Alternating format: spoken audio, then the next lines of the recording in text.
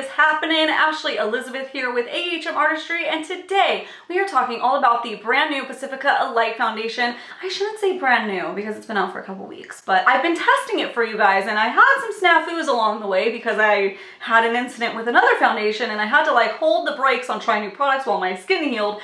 But that's a tangent. I've been trying out this foundation a few times now, and I'm gonna be telling you my thoughts and opinions on that, and we're gonna talk about specifications, and I even need to reshade match myself because I've got a little bit of a tan. It's self-tanner though, so don't get like all excited that I'm off gallivanting on vacation, because that's not what's going on. So enough rambling, enough jibber jabbing. If you wanna see all that, then you know what to do, honey. Sit back, hang tight, and keep on watching.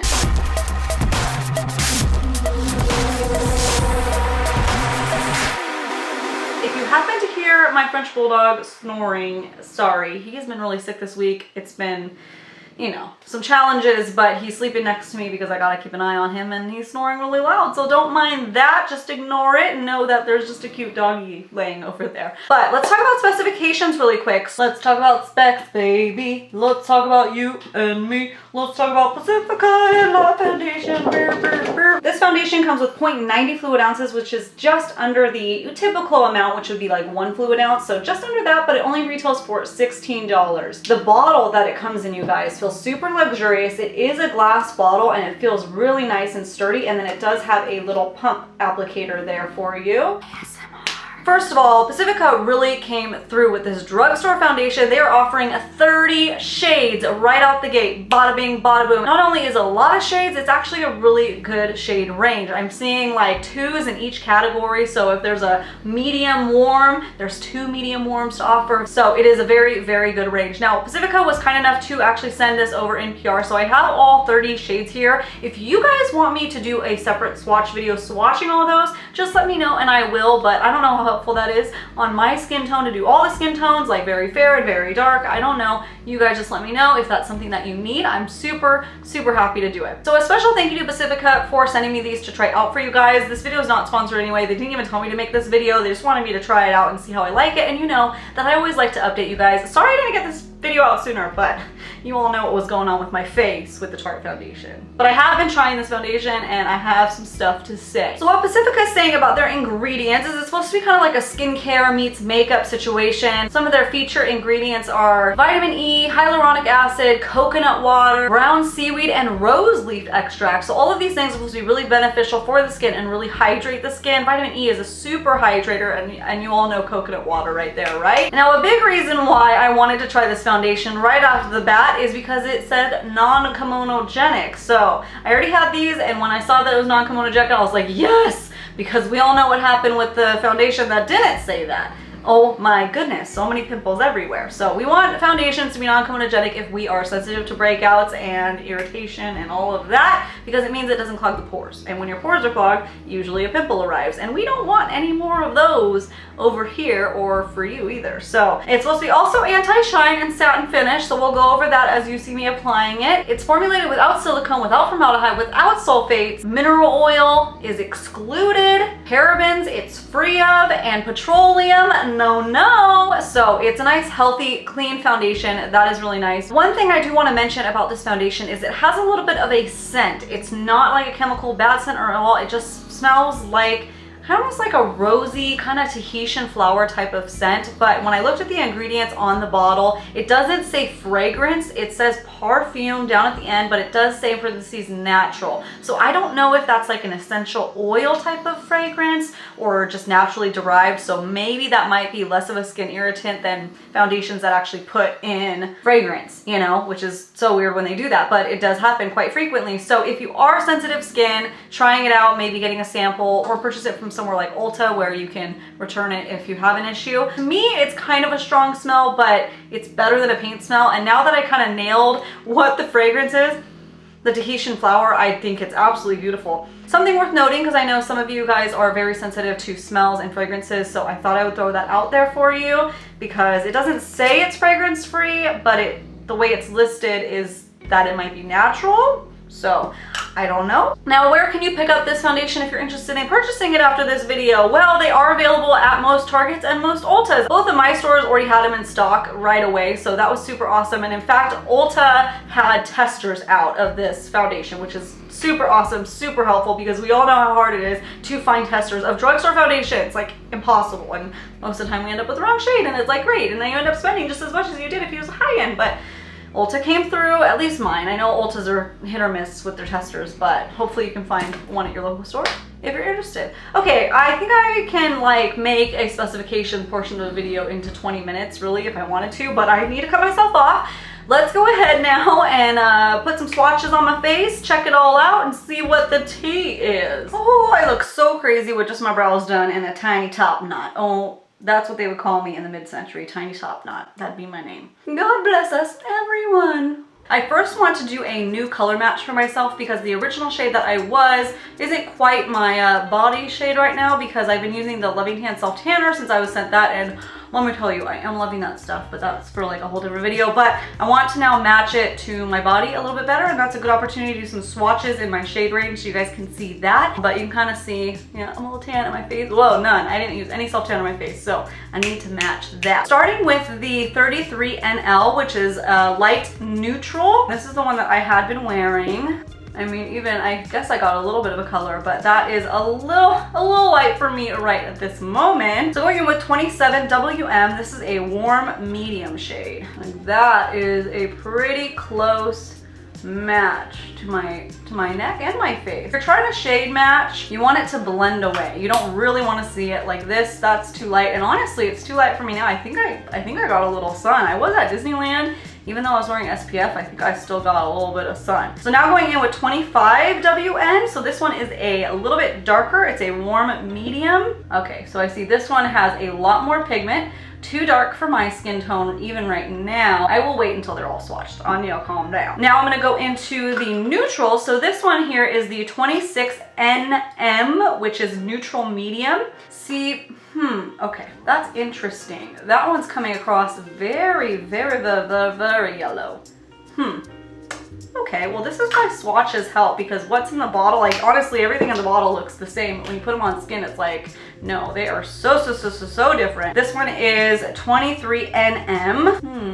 Which one should I go with? Okay, so this is very interesting. I'm really glad I swatched these on my face, because what I'm seeing is the warm medium 27WN right here looks like it would be a good match, but when I put some on a different area, it almost turns more like neutral, leaning towards cool. So I wouldn't really say that 27WM, the warm medium, is that warm, because normally that would be my shade, because I have usually some Elotones.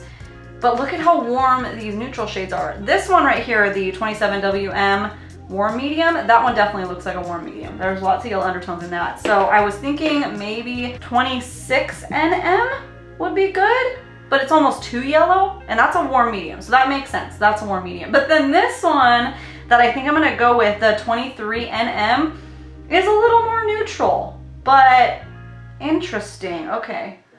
I would recommend going into Ulta and doing some swatches, because they usually will have testers on the drugstore side sometimes. I shouldn't say usually. 50% of the time, Ulta has testers of foundations. So I'll try that, because I've only ever seen it in Target. And my Target didn't have testers of it, but I would check that out or check swatches online. I'm a little nervous, but I think I'm gonna go with this darker shade, because when I blended it out over here, it matches my neck the most, which is what I'm trying to match today. Normally, I would just match my face and go on with my day, but like I said, got a little bit of a tan right now, so we'll see how that goes. Okay, let's start slathering some makeup on my face. More makeup. All right, now, like I mentioned, I did use this a few times with different primers too, to try out the different ones and everything. The one that worked best, which is no surprise, is the Too Faced Hangover RX primer. I used the Tatcha primer, or maybe you could substitute the e.l.f. for that, but it made the longevity of the foundation not perform as long. Oh my gosh, look at my tan hands. I really need to be more careful with that. Don't judge me, it's really bad. Wow. Woohoo! Okay. Noted loving tan. But anyways, and then what was the other one that I used? I used the Kat Von D Hydrating Primer. It was fine. It just, I think this foundation is definitely gonna be particular about what primer you use. I did use it without a primer too. It did look really nice without a primer. I will say that, so you can definitely do that. Because I have this breakout that's still healing. Although, good news, it's been a week since I had any more breakouts, so I think I'm finally done and over that. I just want to put a layer of primer over those breakouts so they, you know, have a little bit of protection. Now, just like I normally do, I'm gonna go in with my Tarte Shape Tape to conceal the cheeks because that's what works for me, boo. I will be using some Pacifica concealer too, and you'll see what I use that for in a minute. So again, I picked 23 NM neutral medium, and you know, I'm a little nervous because I don't usually tan. Like, listen, it's been a couple years, honey. I mean, I had a baby and stuff. She's older now, but you know. But overall, honestly, it applies really nicely, really smoothly. You'll see it builds up really nice. It's getting a lot of coverage. So I am really liking that about it. That's blending into my neck perfectly. That's a really good match. Oh, yay. Yay! And then like all foundations, I take a slightly damp beauty blender and I just tap off all the excess just so nothing's left behind that doesn't need to be, you know. So let me zoom you in a little bit. You can see this. So this is looking like pretty full coverage. Now from obviously what you can see right now and experience, this is more of a satin finish. You can see kind of shiny, glowy, which looks really pretty, but for me it kind of affects the longevity, and we'll talk about that in a bit. But overall it just looks really like natural and healthy but glowy at the same time. So time for some concealer. Like I mentioned, I do use some of the Pacifica concealers, and I have a first impressions Pacifica concealer video that I did.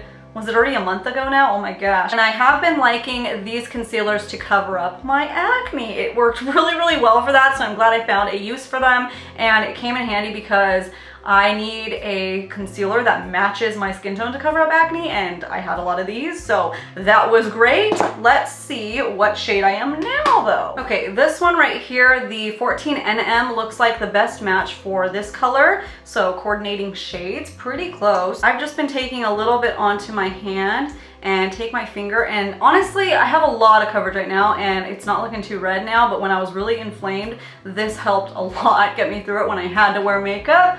So we'll just dot a little so you can see. Now this one's only a tiny bit lighter, so we can blend that and get some good coverage. But it's nice because it doesn't dry out, which is great for the acne spots because, you know, the concealers get like dry and crusty and almost make it more obvious that you have a breakout. This one doesn't do that. It has a little stick to it, so it sticks on the pimples really nicely. So I think if you're covering up acne scars and everything, this is a good concealer for that. Now I don't like it for underneath the eyes and kind of highlighting because it's almost too moisturizing, too dewy, that I get a lot of creasing under my eyes. But I go in with my Shape Tape for those areas. I'm really excited that I found a little use for this because it couldn't have been at a better time. I really needed that. I mean, not that, I mean, I go out with my acne and everything, but on days that I just like had to film, this came in handy. And just like tap off a little bit of excess. I mean, this one's still pretty dry and you can tell it's not cracking or anything.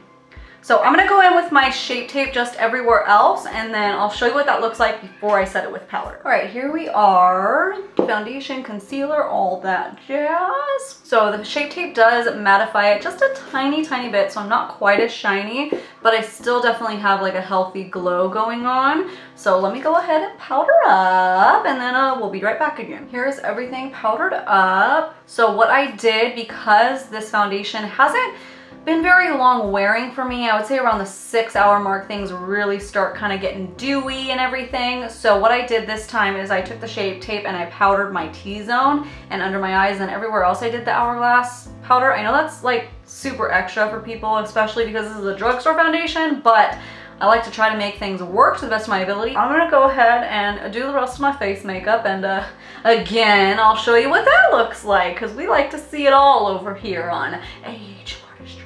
All right, here's everything all done. So how are we thinking about that now? I'm gonna zoom out and I'm gonna kind of tell you my opinions from using it, you know, a few times and today even, and all that jazz. All right, so overall, after using it a few times and today, what is that, like my 4th time using it, I think that it looks really nice in camera. I think that it looks really nice in person, really natural, very satin. Like I said, the wear time isn't super long. I think around the 6-hour mark is when I need to blot and kind of repress a little bit. So if you're looking for a long wearing foundation, this isn't really doing that, but it's just giving a nice, natural, healthy glow with full coverage. And if you're looking for a nice, clean foundation that's vegan, this one is definitely worth a shot if you can go and shade match, you know, in your local Ulta. But there is one problem that I'm having with this foundation, and it's very minor, and most people probably won't care. It's just something for me, and it's something that I need to look at when I'm reviewing foundations, is it's not photographing the best. It's really weird. I think in person it looks beautiful, everything looks totally fine, but when I go to photograph it, my skin looks really, really textured, and I don't know what it is. If you're like me and you have a little bit of texturing, a little bit of fine lines, this might enhance it in pictures, so it's just something to take note of. But if you're looking for a clean foundation to just wear around and run around, but still give full coverage, then it's great for that. All right, you guys, so that is it for today's video. I think that I covered everything, but I'm not gonna lie, I'm a little scatterbrained right now. It's been quite a crazy week. So if I missed anything, please drop a comment down below and I'll do my best to answer that. If you are new to my channel and just stumbled upon my face for the very first time, hey, what is up? Welcome. You're gonna wanna go down and hit that red subscribe button. That way you get notified when I post new videos, which is at least 3 times a week, and we would love to have you. We would love to have you. Join in the comments, hang out, talk makeup, talk turkey, all that fun stuff. Thank you all again so much for watching, and I hope every single one of you out there, every single one of you, have a great, friggin' awesome, wonderful, happy, lovely day.